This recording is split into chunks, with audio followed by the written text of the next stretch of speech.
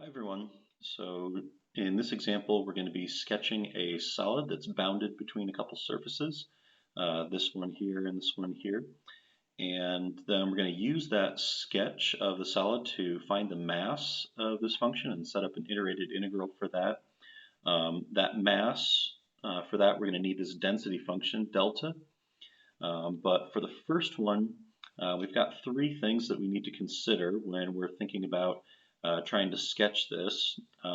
We've got this solid here, which is z equals square root of x squared plus y squared. We've got this plane z equals 2, and then we also have this phrase that says we're in the first octant. So I'm going to take those one at a time and talk about those, and then I'll draw this sketch.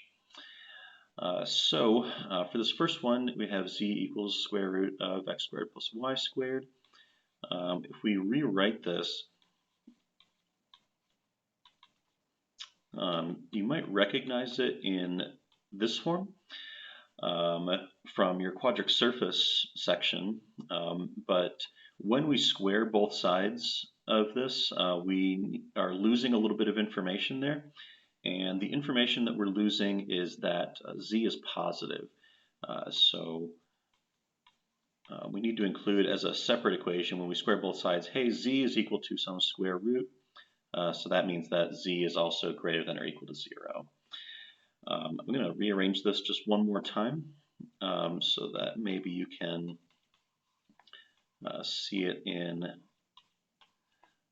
this form. Maybe this is the one that looks familiar to you.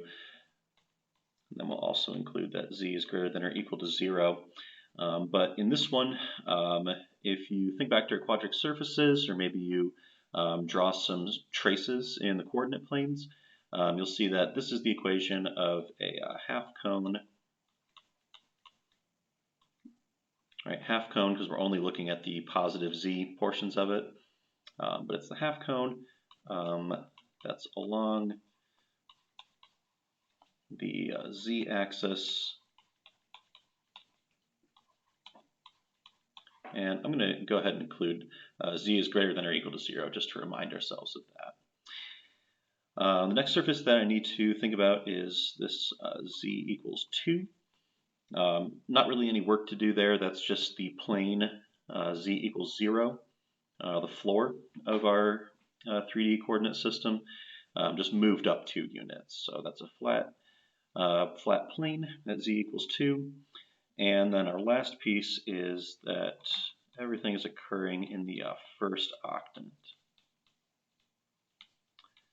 And what that means is that it's sort of the 3D equivalent of quadrants, where we break up 3D space into 8 octants, and the first octant is the one where x, y, and z are all positive.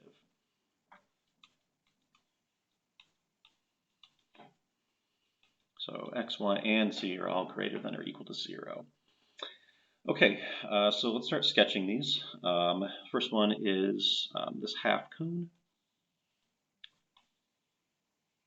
So I'm going to sketch that. That looks something like this.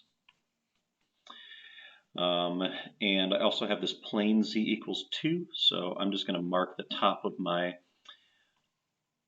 cone here, top of my half cone here as z equals 2. So I think about that as being the plane z equals 2. And then the last piece is that I'm in the first octant. So that means that x and y are both going to be strictly positive, or not strictly positive, just greater than or equal to 0. So I'm really only looking at this sort of quarter of the circle. I'm cutting off 3/4 of this cone. So if I just do a little bit of connecting of all my pieces there, this is what I'm looking at. So it's bounded in between z equals 2, that's the top plane, across the top here, and the cone z equals square root of x squared plus y squared. So that's my sketch. I think that's good enough to move on to the next piece. We'll need to do a little bit more investigating with this, but if you're asked for a sketch, just make sure to include some key parts here, like 2 here. Z equals 2 is an important thing to note. Okay, so B is telling us to set up an iterated integral that represents the mass of E in cylindrical coordinates. So for that, I have that same sketch that I just drew here. Then I've set up a couple things that I'm going to do along with this. But the mass, the equation that you have in your book for the mass of an object is this triple integral over the volume E. So E is what we just sketched here. And then your function in the middle of that is your density function. All right, so this is your density function. And then this dv, in the last section, this represented dx times dy times dz. But since we're working in cylindrical coordinates for this one, we're going to be using dz r dr d theta, which is the equivalent of that. So when we go to set up our iterated integral, the first thing that we're going to do, is just plug in everything we know and make sure that you leave plenty of room in the bounds for your triple integral. Since we might be having some functions in here. Our density function was e to the negative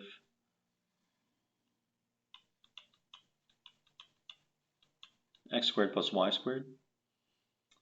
And then this dv is going to be dz. And then very important to remember this r dr d theta. So this is the one that's equivalent to dx, dy, dz, but we're working in cylindrical coordinates here. One thing that I can already see in here that I'm going to need to change for my final answer is I still have my density function in terms of x, y, and z. And that's not going to work for this. So what I need to do is make the transformation here, the x squared plus y squared, and then that square rooted is equal to r. And that's based on x squared plus y squared is equal to r squared.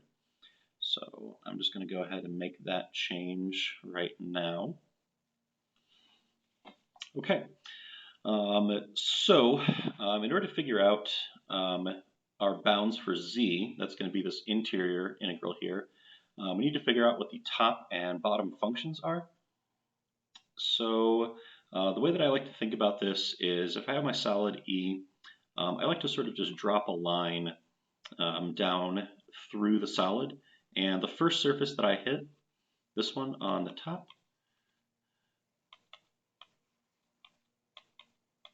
this is z equals 2. And then the next solid that it hits right here, as I kind of go from a positive z, on the bottom here, that is our z is equal to square root of x squared plus y squared, or that half cone that we're hitting, right? So we hit the plane z equals 2 first, and then we hit the cone z equals square root of x squared plus y squared. Again, we need to not put this in terms of x and y. We want to put this right in terms of our cylindrical coordinates, theta and r and z. So in this case, it looks like z is equal to r again. Okay. So my z on top, I'm going to have 2. That's my top surface. And then the bottom surface here is going to be my cone r. Okay.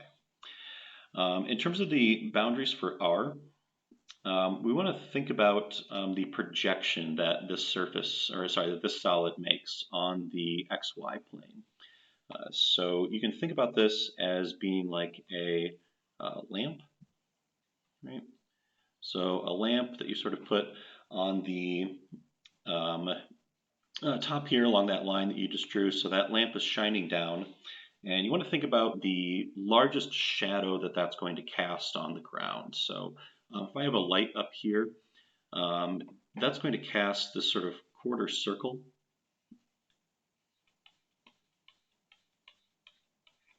It's going to cast a quarter circle, quarter circle shadow on the XY plane here. And something we'll need to think about is what kind of theta values this represents, and also what is the radius of this quarter circle.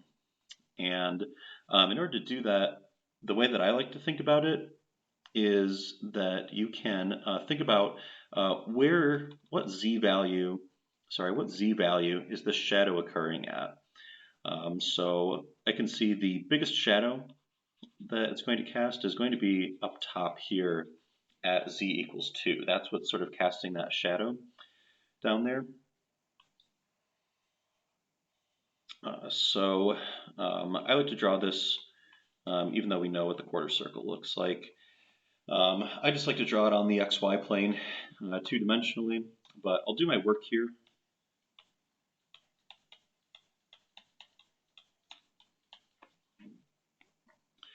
So in my projection, I've got that my projection is happening when z is equal to 2, and it's also occurring when z is equal to this r over here, right? So it's kind of occurring at the intersection of this plane z equals 2 and my cone z equals z equals r. So this projection is happening when z is equal to 2, z is equal to r. So what I can say overall with this is that this r is equal to 2 for my projection. So if I want to kind of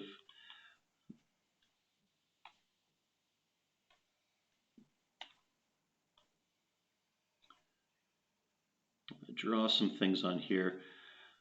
This is my r, all right, the measurement from here to here. So that measurement from there to there is equal to 2.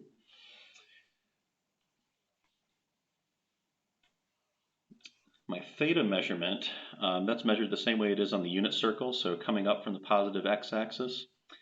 Over here, this is the point where theta is equal to 0. This is the point where theta is equal to pi over 2.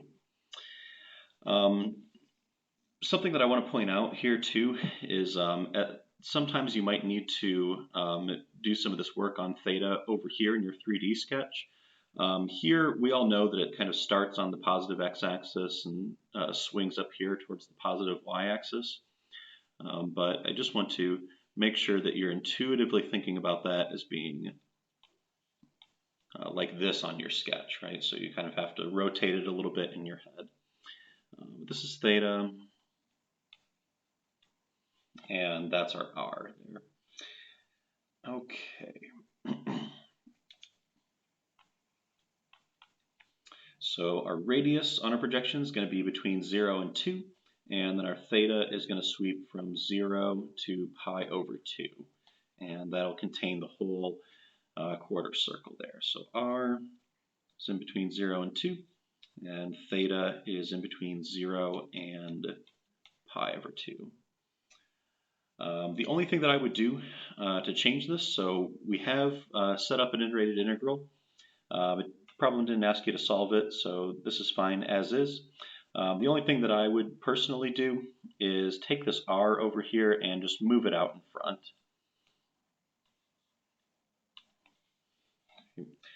So that I have this function and then all my differentials out front there. All right, and that concludes the problem.